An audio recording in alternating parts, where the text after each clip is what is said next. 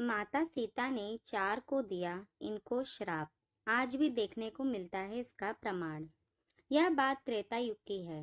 श्री राम अपने पिता दशरथ का पिंडदान करवाने गया पहुंचे थे। श्री राम नदी के तट पर सीता जी को छोड़कर भाई लक्ष्मण के साथ पिंडदान के लिए आवश्यक सामग्री की व्यवस्था करने चले जाते हैं। काफी समय बीत जाने के पश्चात भी दोनों भाई नहीं लौटते तो माता सीता परेशान हो जाती हैं। तभी राजा दशरथ की आत्मा वहां पहुंचती है और सीता से शुभ मुहूर्त में पिंडदान करने की याचना करते हैं। सीता पिता तुल्य दशरथ जी को बताती हैं कि श्री राम और भ्राता जी श्री लक्ष्मण पिंडदान की सामग्री की व्यवस्था करने गए हैं। दशरथ जी उन्हें सुझाव देते हैं कि फाल्गु महानदी, गाय, तुलसी, ब्राह्मण, अग्नि देवता एवं बरगद के पेड़ की उपस्थिति में पिंडदान किया जा सकता है, वरना पिंडदान का शुभ मुहूर्त निकल जाएगा। सीता जी ने उनके सुझाव के अनुसार वहीं रेत के पिंड बनाकर दशरथ जी का पिंडदान संपन्न करवा दिया। कहते हैं कि पिंडदान ग्रहण करने के लिए स्वयं राजा दशरथ जी का हाथ फाल्गु नदी से बाहर निकला था। इसे वहां उपस्थित सभी ने देखा। थोड़ी देर में श्री राम एवं लक्ष्मण पिंडदान की सामग्री लेकर आ गए।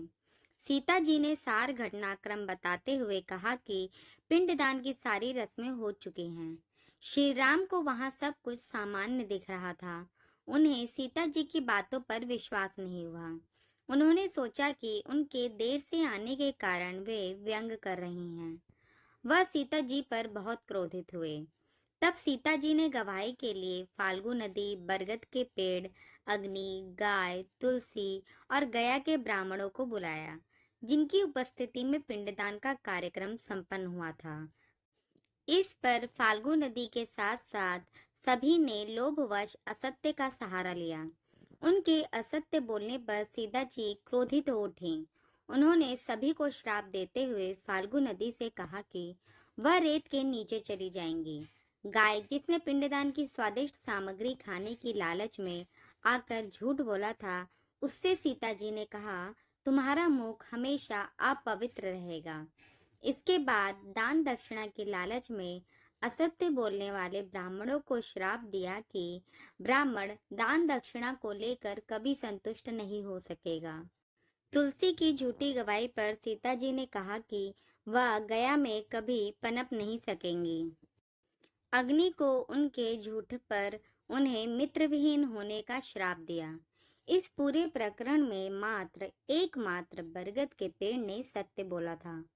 सीता जी ने उन्हें आशीर्वाद देते हुए कहा कि यहाँ जो भी पिंडदान करने आएगा वह तुम्हारी पूजा अवश्य करेगा। तुम सदा हरे भरे रहोगे।